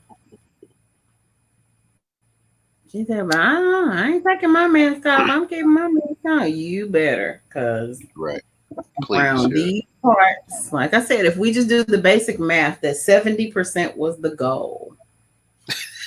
But I think people are extremely comfortable with also thinking that if they've had it, they can't catch it again. Right, and I'm not convinced. I am not yet convinced. I caught the flu and I've had the flu again. I got the flu shot. Right. And ended up having a mild interaction with the flu. Right. So we don't know COVID like that. Right. At all. We do not know this coronavirus 19, but baby, whatever stew they making now, this next COVID is gonna be fantastic. It's the espresso version, yeah. Look, because right now Look, right now we just out here taking chances. Right. Yep. So quickly before we get ready to go, I'm looking forward to seeing if we'll watch it next week, next Tuesday. Wait, say it again. My bad. You cut out for a second. Oh, sorry about that. Yeah, I got the little thing showing that I'm having reception issues, but I'm chugging through because I'm a soldier. Right. Because I'm hard. But I think we're supposed to be watching Space Jam next week, family movie night. I'm excited about that. Yeah. Are we just gonna download it on HBO, or are we gonna like actually go to a movie theater? I'm voting for watching it on HBO. That's my vote because you know that works for me. But we'll see. Better snacks. I'm down. That's whatever. Yeah, think it's a game. Although I love movie theater popcorn, it's just that it's $13 if I want that and more soda than a human should be drinking. Yeah, I had a soda today, and I don't feel I don't feel great about it. Oh my my skin's not happy with me because we went on vacation and it was. I think I lost my mind. I don't think I had any water while we were gone. I bought a case of water. Right, but that was for a show. And look, and came home with all but 2 bottles. Dang. And I didn't drink the 2 bottles. They got Those are just the ones I handed out when I got to the gas station. Yeah. Yeah, hot mess. We were in Philly. Tried Geno's. Not impressed. Not impressed. Don't have to do. There's some people we love in Philly, so we'll definitely be going back. But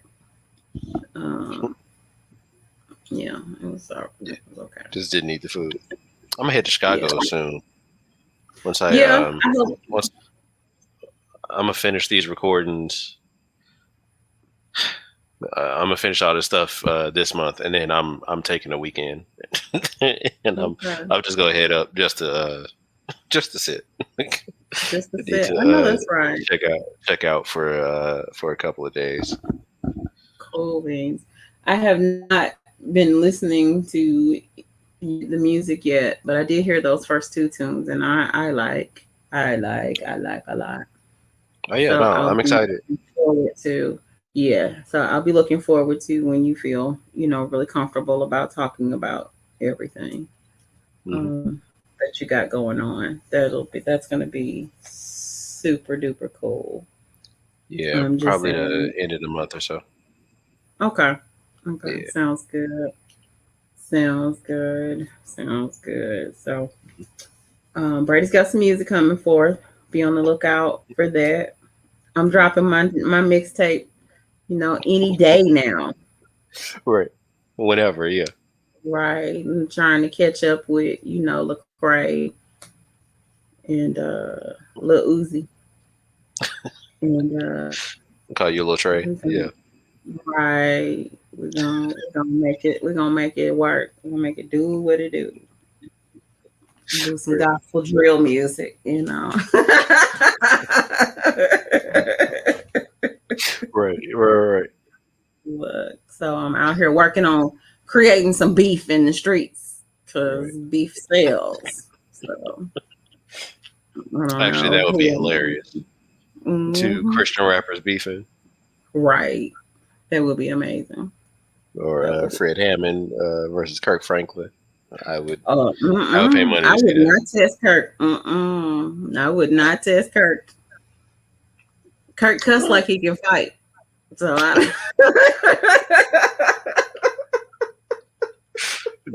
yeah, that's a good point.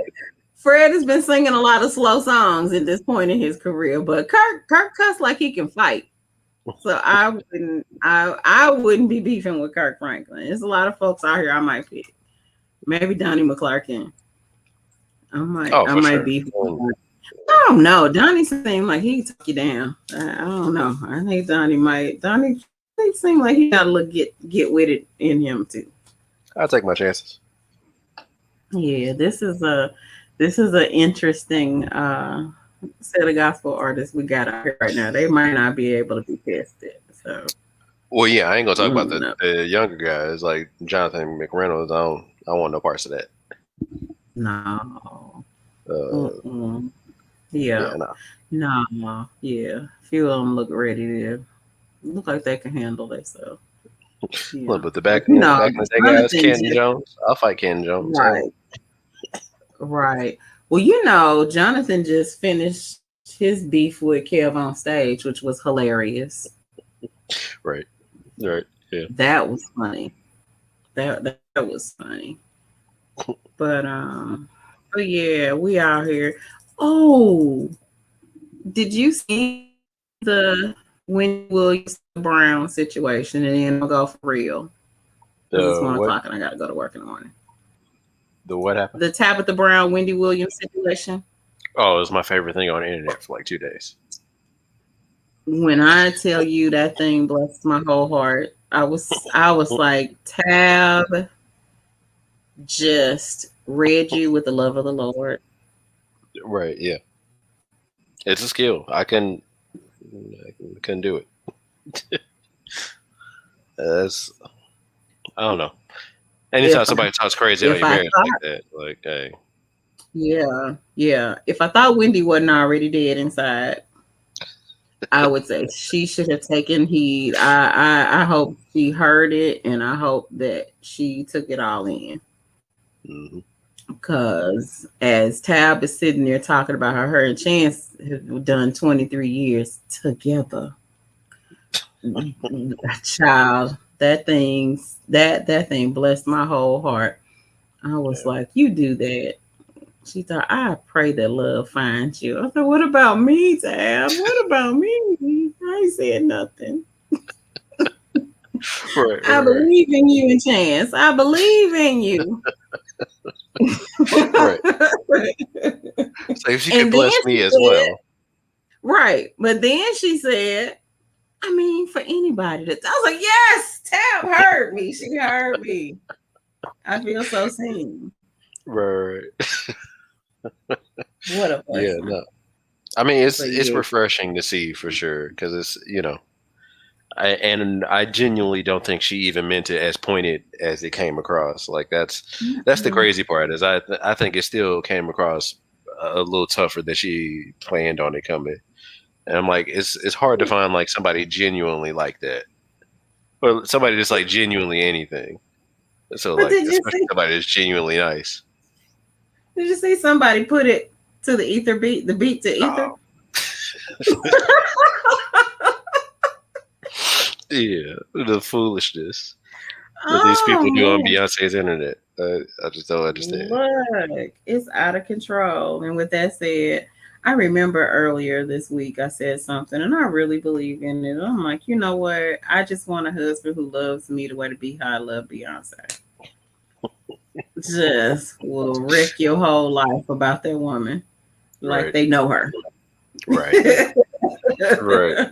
Will ruin your whole career. Carrie Hilson still ain't recovered. Yeah. Who?